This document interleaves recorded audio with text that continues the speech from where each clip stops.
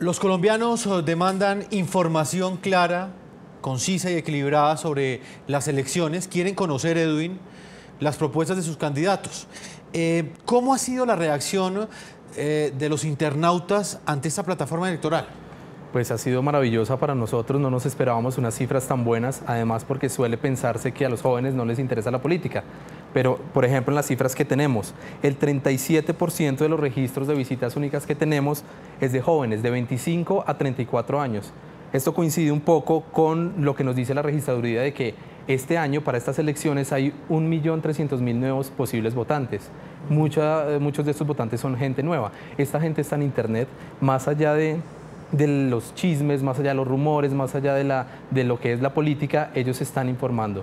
Por tiempo de duración promedio tenemos en la página retoelectoral.rcn.com 12 minutos, que no es nada despreciable para una página de internet. En promedio alguien demora en una noticia, en un portal 4 minutos, en Reto Electoral las personas están durando en promedio 12 minutos. Lo que uno supone que hace la gente es que entra a www.retoelectoral.com y comienza a evaluar, a ver los videos de cada uno de los candidatos, a explorar dentro de la página, a ver cada una de las respuestas. Sí, las cifras lo que nos dicen es eso.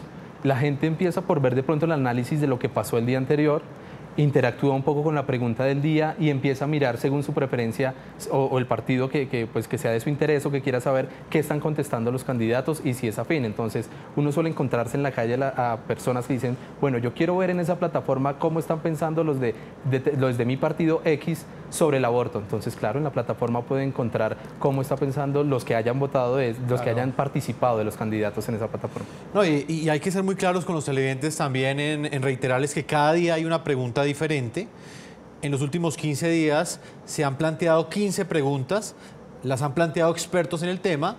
Esas preguntas las responden los candidatos inscritos, que en este momento son 700, que es una cifra muy grande.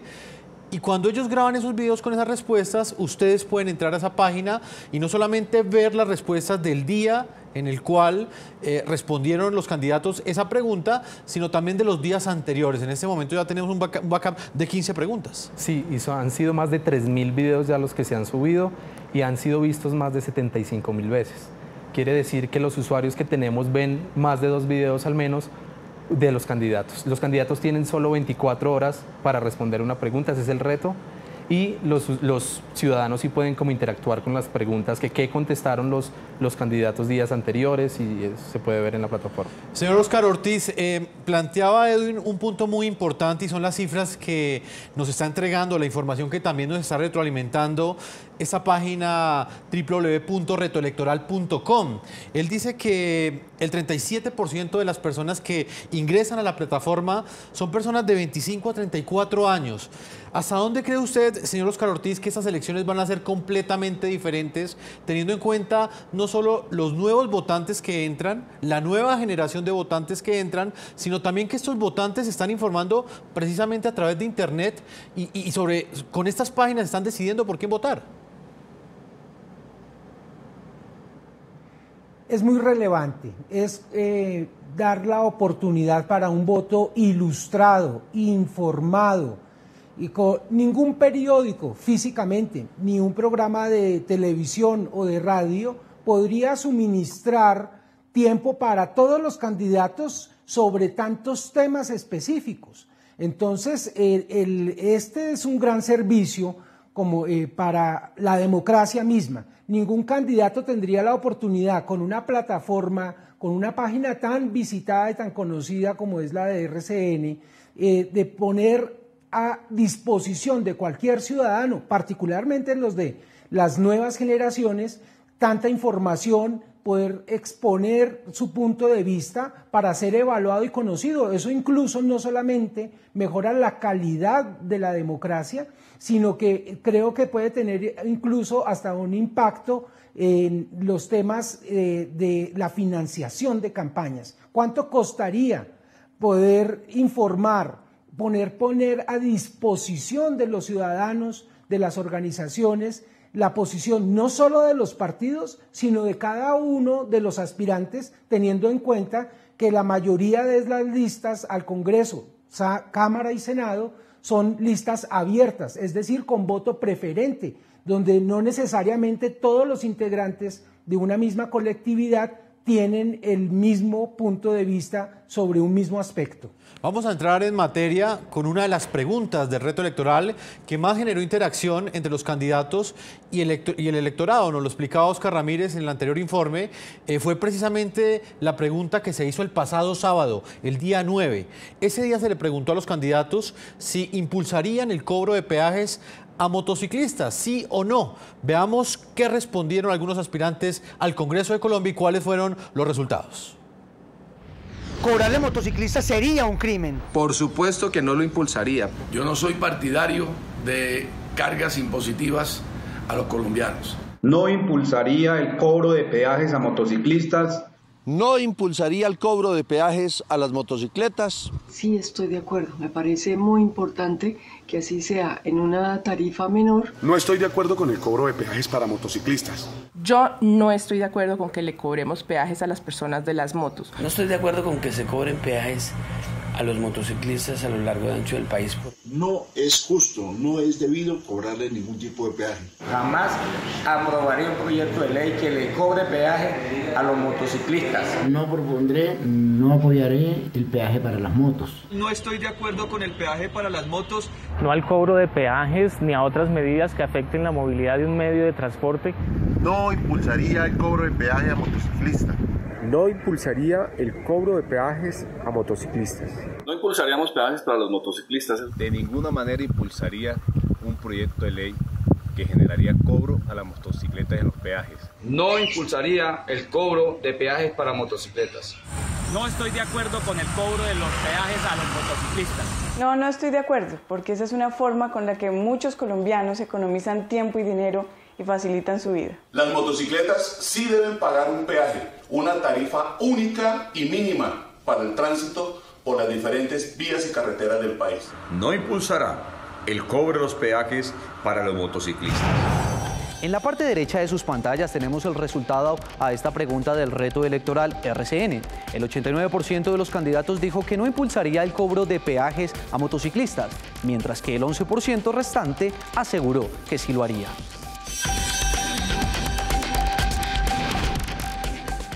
Inmediatamente integramos a Darío Hidalgo, experto en movilidad urbana y columnista del diario El Tiempo. Bienvenido al programa La Noche y quiero conocer su análisis sobre estos resultados que nos explicaba Óscar. El 89% de los congresistas o de los aspirantes al Congreso que participaron y aceptaron el reto electoral dijeron que no impulsarían el cobro de peajes. El 11% dijo que sí. ¿Usted qué opina de esto? Pues estamos en campaña y las propuestas populares son las que los candidatos hacen, no necesariamente las propuestas más convenientes. Subsidiar la moto a través del no cobro de peaje es impulsar el uso de un medio de transporte que, si bien es de bajo costo para muchos colombianos, es un medio que es insostenible, es un medio altamente contaminante, es un medio que además genera la mayor tasa de mortalidad en Colombia. Cerca de 3.700 colombianos murieron el año pasado en incidentes de tráfico en las carreteras nacionales y en las ciudades de nuestro país. Entonces, pues lo que estamos viendo es simplemente una propuesta que suena popular, pero que puede no ser lo más conveniente para la sociedad en su conjunto. Bueno, no es conveniente en este caso desde su óptica de análisis, pero muchos consideran que también la moto genera empleo en muchas personas. Se convirtió prácticamente no solamente en una herramienta de movilidad ante los problemas que tiene el transporte público, y para otras personas prácticamente de allí deriva su sustento. Sí, esta parte es cierta. Las motos son una manera de moverse más ágilmente y algunas personas la utilizan como herramienta de trabajo. Pero es una herramienta de trabajo que el 50% de las personas que la usan en los primeros 5 años sufren un incidente grave. Ese es el tipo de trabajo que queremos para los colombianos, trabajo peligroso.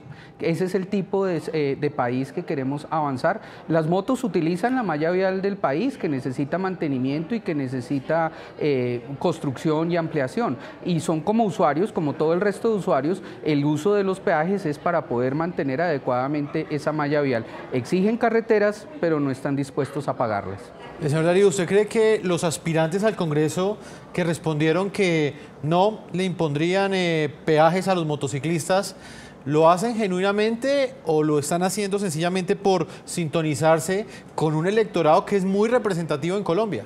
Sí, tal vez no tienen información completa sobre el impacto de la propuesta que están haciendo al negar esta posibilidad de financiamiento de la malla vial nacional y a través de esto están simplemente simpatizando con una multitud de votantes que sí efectivamente están utilizando la moto, pero lo que necesitamos es mejorar los sistemas de transporte público, hacer más segura la infraestructura de las carreteras nacionales y esto no se hace gratis, esto requiere recursos y cuando uno hace propuestas debe también tener en cuenta el costo que implican para la sociedad en su conjunto. Señor Darío Hidalgo, experto en movilidad, le agradecemos el tiempo que usted le ha concedido al programa La Noche. Muchas gracias. Edwin, esta pregunta en particular, ¿qué reacción tuvo en los internautas? En Colombia, Colombia es un país donde mucha gente, no solamente en las grandes ciudades, sino en las ciudades intermedias, hace su mayor esfuerzo por comprarse su moto, no solamente, como lo decía anteriormente, para transportarse, sino también para convertirla en una herramienta de trabajo. Sí, ese día tuvimos el hashtag peaje motos en RCN, fue uno de los temas que más impacto tuvo en redes sociales. Dos cosas, la gente decía, uno, nosotros usamos las motos porque el sistema de transporte público es deficiente. Eran las opiniones de la gente. Sí, las opiniones de la gente. Y dos, opiniones también de motociclistas ahora, es que hacían cuentas de cuánto se gastaban en transporte público al mes versus cuánto les cuesta en gasolina y pues veían que era un beneficio mejor tener una moto. Y por otro lado, las opiniones de los que están de acuerdo de que se les cobre peaje decían debe ser sustancialmente menor a lo que paga un carro, pero que paguen peaje. Tuvo más de 3.000 mensajes en Twitter con el hashtag peaje motos en RCN, el tema de ese día sábado. Los internautas pueden comentar, pueden interactuar también, pueden responderle a sus candidatos. Si un candidato dice sí estoy de acuerdo con impulsar el peaje, los internautas pueden escribirle a ese candidato, estoy de acuerdo con usted, no estoy de acuerdo con usted. Sí, puede hacerlo a través de retoelectoralrcn.com, puede inscribirse, ya tenemos más de 4.000 personas que se han inscrito en la plataforma, tenemos 60.000 que la visitan, pero 4.000 personas se han inscrito para interactuar con el candidato, preguntarle, contestarle un poco, decirle no estoy de acuerdo, sí estoy de acuerdo y de alguna manera calificar la respuesta que está teniendo su candidato, sea de su interés o no.